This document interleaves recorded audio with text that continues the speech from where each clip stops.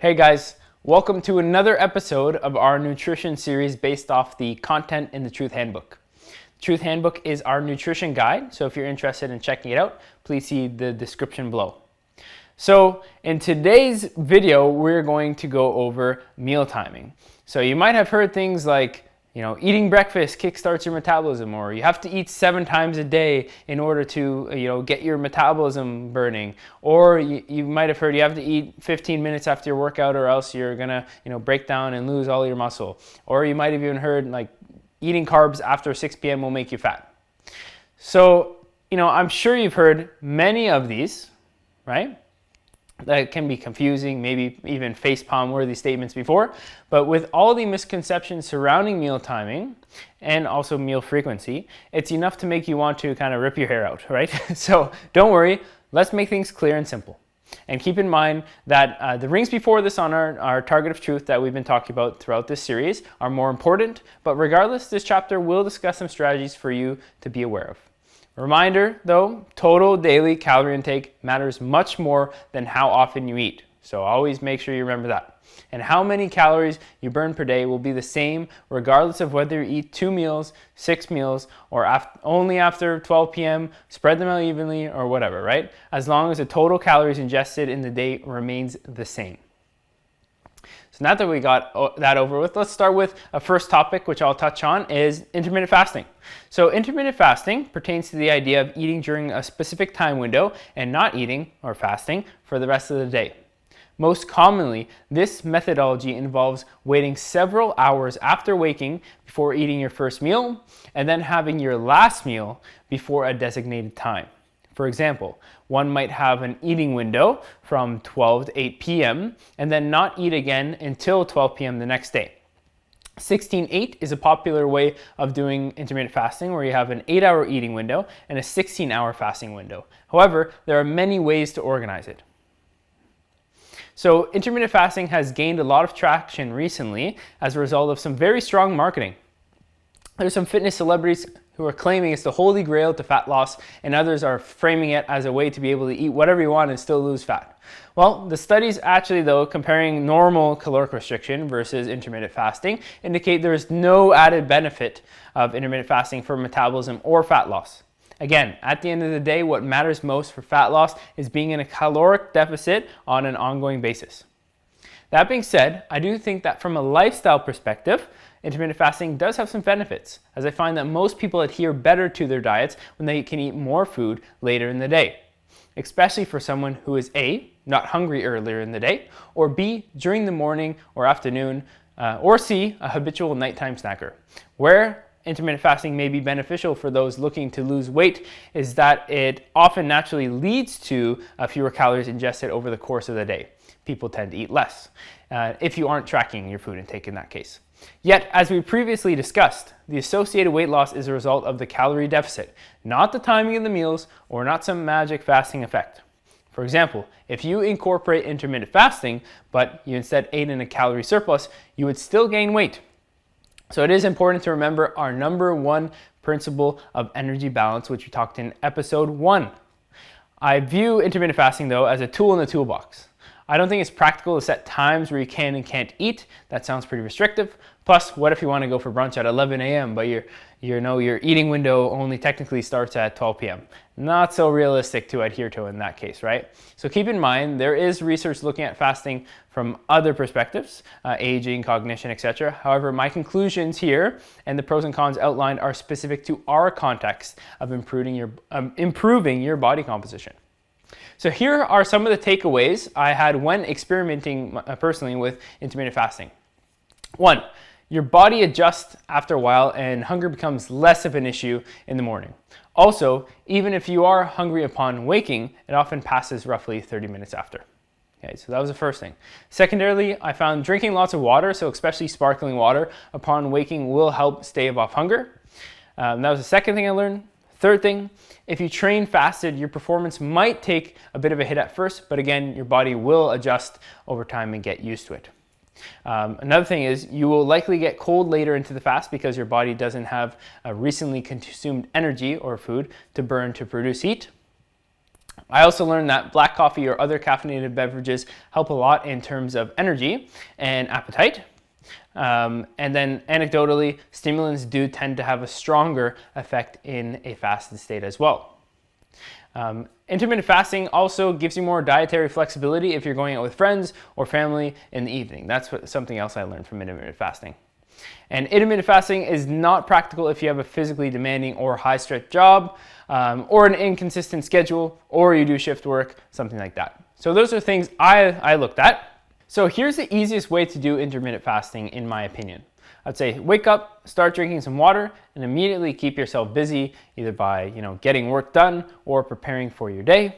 Next, after maybe an hour and a half, 2 hours, start drinking some black coffee for the energy and appetite suppression.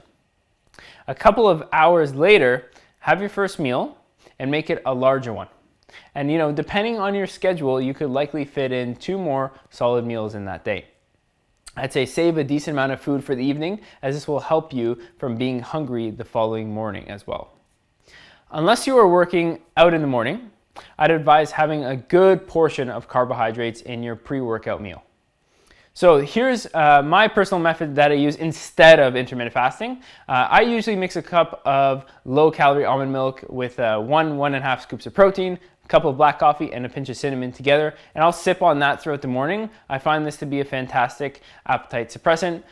Gives me a protein hit earlier in the day, and still allows me to save the fun stuff, carbs and fats, for later in the day. Okay, so I'd like to start this section by addressing the terms muscle protein synthesis, MPS, and muscle protein breakdown, MPB. So MPS refers to the creation of new muscle protein to aid growth, repair, and maintenance of muscle tissue. MPB refers to the degradation of muscle protein. These two processes work in opposition, and the balance between them dictates how our muscles adapt in response to exercise.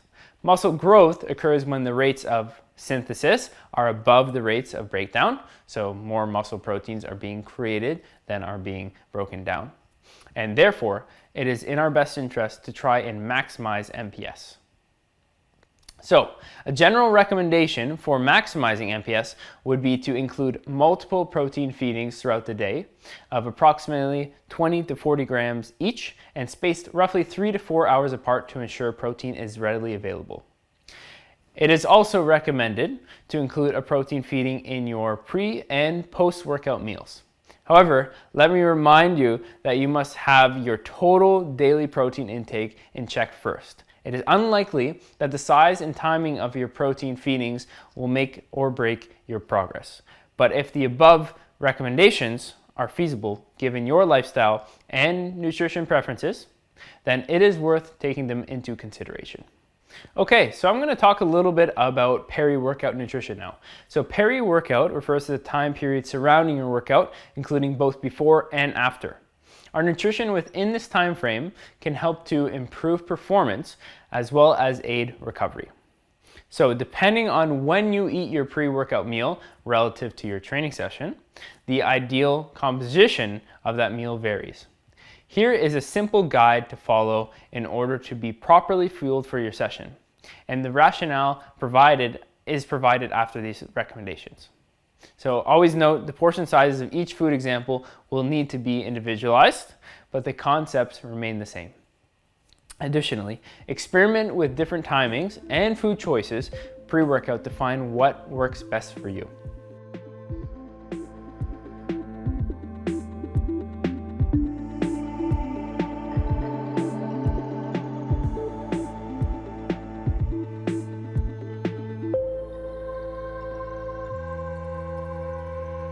Okay, so what is the rationale for varying food choices depending on the time before a workout? So first things first, for carbohydrates, carbs being our primary fuel source for most exercise, it is critical to have them readily available prior to training. That being said, the rate at which our bodies digest carbohydrates to turn them into available energy varies based on the source. A major factor in the speed of carbohydrate digestion is fiber content, which is further explained below. Fiber. Fiber can help you feel full for longer as it slows the rate of digestion. So ideally, we don't want the feeling of food bulk sitting in our gut during training, as it can be uncomfortable and limit movement as well. Additionally, when we exercise on a full stomach, blood will be diverted away from digestion into our working skeletal muscles. This could possibly cause indigestion. So for protein, the amount of protein doesn't need to change too drastically in my opinion, so in terms of the grams per meal, and our guideline of 20 to 40 grams should be appropriate. However, the actual food volume and rate of digestion does matter. For example, eating 30 grams worth of protein from chicken breast will physically fill up your stomach more than 30 grams from whey protein, given that whey proteins tend to digest relatively quickly. Therefore, choosing less voluminous sources is preferable if you are eating close to your training session, as you won't feel as full, weighed down, or too much food sitting in your stomach. Lastly, protein sources have varying fat content, which will affect digestion time. And we're going to talk about this in the next section. But for example, egg whites have no fat, where steak or pork have significant amounts. So fat slows down digestion, which is why I recommend limiting fat intake if you are eating closer to your training session. This will avoid you having food still in the process of being digested while you're training. Again, possibly leading to indigestion. So what about sodium?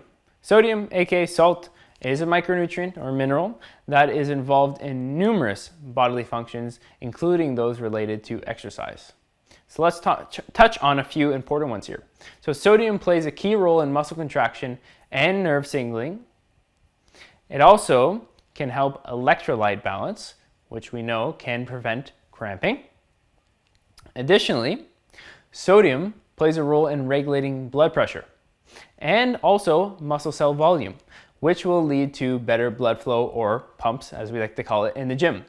Of course, many factors go into how much sodium is appropriate, so some experimentation is applicable here.